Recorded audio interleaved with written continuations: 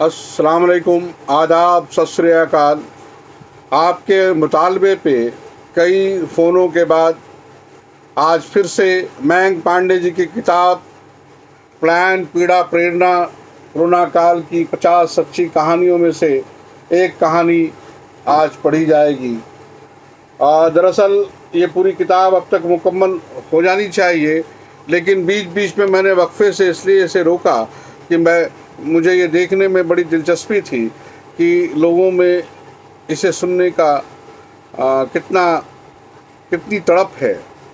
बहुत सारे phone call से ये अंदाज़ा हुआ कि मुझे ये सीरीज़ अब जल्द से जल्द मुकम्मल कर लेनी चाहिए। मयंक पांडे जी को मैं इस बात के लिए भी मुबारकबाद दूंगा कि उनकी इस पहली किताब पे उन्हें अवार्ड से नवाजा गया है। आइए एक कहानी मैं पढ़ रहा हूँ और आप सुने। रिश्तों की अनूठी टैक्सी यात्रा। ड्राइवर ने सारथी कृष्ण बनकर द्रौपदी को दिया सहारा। राष्ट्रीय राजमार्ग 48 जोड़ता है गुरुग्राम और जयपुर को। इस मार्ग पर दोनों शहरों के बीच बहुत ट्रैफिक रहता है। राष्ट्रीय राजमार्ग की चौड़ी सड़कों के कारण दोनों शहरों के बीच की 250 किलोमीटर की दूरी 4-5 घंटे में पूरी हो जाती है। दिल्ली जयपुर के बीच में बहुत से टैक्सी चालक चलते हैं जो एक और से भाड़ा तय करके सवारी बैठा लेते हैं और वापसी पर अगर कोई लिफ्ट मांगता है तो उसे भी तय किराए पर ले आते हैं। दिल्ली के धौला कुआं पर हाथ देकर वापस गुरुग्राम लौट रही टैक्सी में बैठकर आने का नज़ारा आम है। इसी क्रम में गुरुग्राम में रहने वाले संजय रोजमर्रा की तरह दिल्ली से सवारी लेकर जयपुर के लिए निकले और सवारी को छोड़ने के बाद खाना पीना खाकर जब वो वापस लौट रहे थे तो रास्ते में एक महिला ने उनकी टैक्सी बुक कराई। महिला का नाम सुहाना सिंह था और उसके साथ उसकी 7 साल की बच्ची भी थी। ये महिला उत्तर प्रदेश के मुजफ्फरनगर में अपनी बड़ी बेटी को लेने जा रही थी। संजय ने सोचा कि जयपुर से गुरुग्राम तक 235 किलोमीटर का सफ़र तो उनको करना ही है। उसके बाद मुजफ्फरनगर तक 160 किमी और चला लेने से उन्हें अच्छा भाड़ा मिल जाएगा। इसके अलावा एक अकेली महिला और साथ में बच्ची को देखते हुए संजय ने उन्हें अपनी टैक्सी में बिठा लिया और निकल पड़े जयपुर से मुजफ्फरनगर के लिए। संजय अभी रास्ते में ही थे तब तक देशव्यापी लॉकडाउन घोषित हो गया। पहले चरण के लॉकडाउन घोषित होते ही सड़कों पर सन्नाटा पसर गया था। पुलिस प्रशासन किसी को कहीं जाने नहीं दे रहा था। ऐसे में किसी तरह गुरुग्राम तक तो संजय पहुंचने पर उसके आगे जाने की उनकी हिम्मत नहीं हुई। इस समय संजय के सामने 2 समस्याएं थी।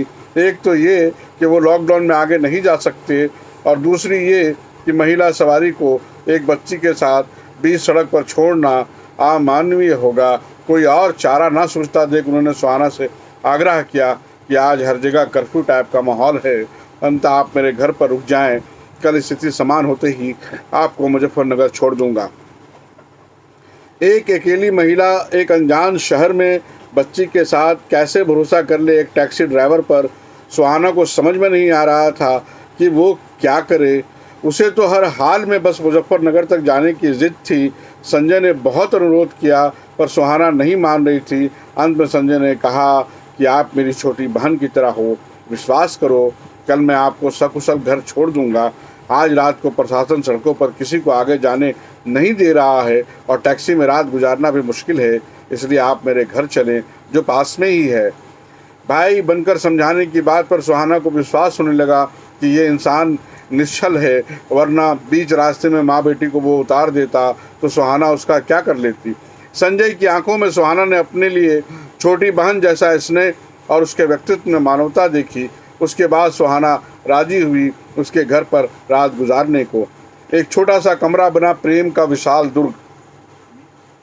दिल्ली मुंबई में टैक्सी चलाने वाले ड्राइवर किसी महल में नहीं रहते। उनकी एक कमरे की खोली होती है जिसमें वो 15-16 घंटे टैक्सी चलाकर आने के बाद सो जाते हैं। इस कमरे का उपयोग ज़्यादातर सोने के लिए होता है और इस कमरे में ज़रूरत का कुछ सामान भी रहता है। अब संजय के सामने एक समस्या ये भी आ गई कि एक कमरे के मकान में सुहाना, संजय और बच्ची कैसे रहे। सुविधा के नाम पर कमरे में ना तो पंखा था ना एसी, बस एक चारपाई थी। वैसे सुहाना को भी ये समझ में आ रहा था कि ये समय सुविधाएं देखने का नहीं बल्कि उसी देवते पुरुष इंसान के प्रति कृतज्ञता व्यक्त करने का है। वो पूरी रात संजय ने इस कमरे में इसके बाहर सोकर गुजारी। सुहाना और उसकी बच्ची के लिए उसने कमरे के अंदर का हिस्सा छोड़ दिया। माँ बेटी ने कमरे में ही रात गुजारी। उन्हें ये उम्मीद थी कि सुबह किसी न किसी तरह से कोई रास्ता ज़रूर निकल आएगा। शुरुआती चरण का लॉकडाउन अपने कठोरतम रूप में था, सो अगले दिन भी स्थिति जस की तस बनी रही। सड़क पर किसी को भी देखकर प्रशासन कड़ा रुख अख्तियार करता।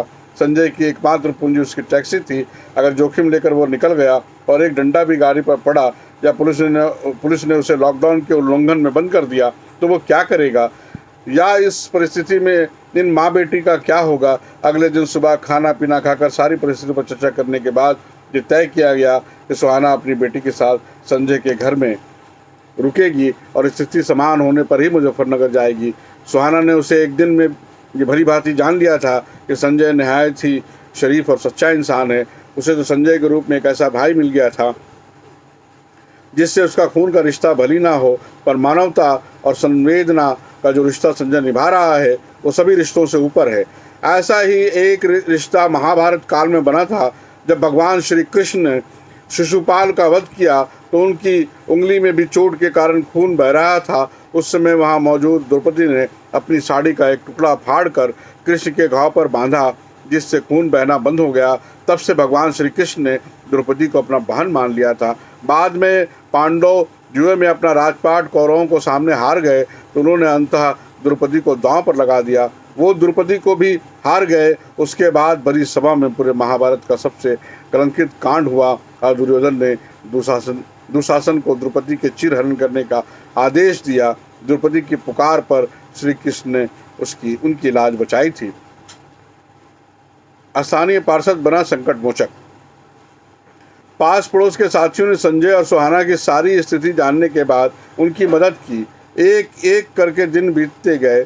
मुजफ्फरनगर जाने के लिए प्रशासन की अनुमति लेने के उद्देश्य से संजय रोज सरकारी अफसर ऑफिस के चक्कर लगाता, पर लॉकडाउन के पहले चरण 25 मार्च से 13 अप्रैल के शुरुआती 10-12 दिनों में अनुमति की प्रक्रिया भी शुरू नहीं हुई थी। तो संजय जहाँ भी जाता प्रशासन यही कहता, जहाँ हो वहीं रहो, अभी कहीं आने जाने की अनुमति नहीं है।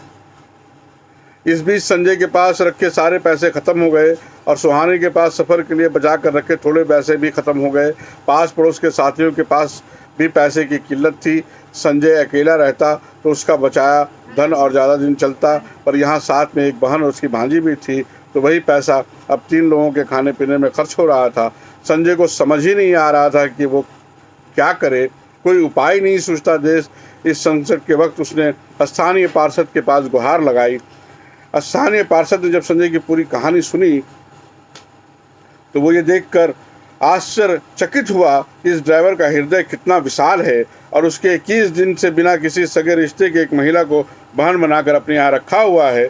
निगम पार्षद ने तुरंत प्रशासन से संपर्क साधा और सारी प्रक्रिया पूरी करते हुए संजय को कर्फ्यू का पास बनवा कर दिया और आर्थिक मदद भी की। पास मिलने के बाद संजय अपने बहन सुहाना को उसके घर जयपुर वापस छोड़ आया।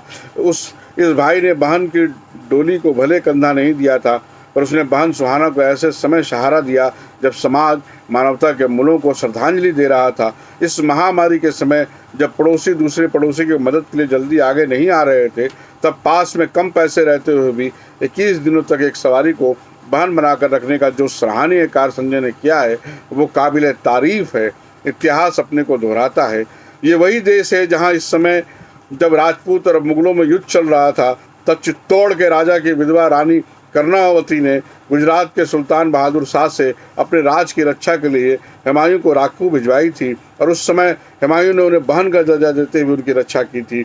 हिंदी के प्रसिद्ध कवित्री सुभद्रा कुमारी चौहान ने अपनी रचना द्वारा इसको वर्णित किया है। मैंने पढ़ा शत्रुओं को भी जब जब राखी भिजवाई, रक्षा करने दौड़ पड़े ये राखी बंद शत्रु भाई। इन 21 दिनों में संजय बहन सुहाना और भांजी के लिए जो त्याग और संघर्ष किया कि वो भाई बहन के प्रेम की अनूठी मिसाल है।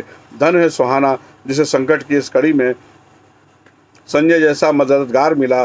संजय किसी फरिश्ते की तरह सुहाना की ज़िंदगी में ऐसे समय आया जब उसे सहारा की सख्त ज़रूरत थी। सोचिए, ऐसे भी एक टैक्सी की राइड हो सकती है जिसमें ड्राइवर आपको 21 दिनों तक ख्याल रखेगा और 22वें दिन आपको गंतव्य पर पहुंचाएगा। 21 दिनों तक आपके खाने पीने उठने बैठने सबका ध्यान आपका टैक्सी ड्राइवर रखेगा। वैसे तो इस महामारी में समाज के कई वर्गों के लोगों ने बहुत आगे बढ़कर मदद की है, पर इस टैक्सी ड्राइवर संजय द्वारा बहन सुहाना और उसकी बच्ची के साथ देने की जो घटना है, भाई बहन के रिश्तों की एक नई पहचान उसने दी है। भाई बहन के रिश्तों को एक नया आयाम उसने दिया है। आज इस कहानी के साथ ये किस्सा गोई यहीं ख़त्म होती है। कोरोना काल के 50 सच्ची कहानियाँ, प्लान, पीड़ा और प्रेरणा मयंक पांडे जी की किताब से और बाकी बचे किस्तों को भी मैं पढ़ूंगा इंशाअल्लाह बहुत जल्द। मैं शहाब अख्तर, शायरी का मुदीर, झरिया, धनबाद, झारखंड से। खुदा हाफिज़।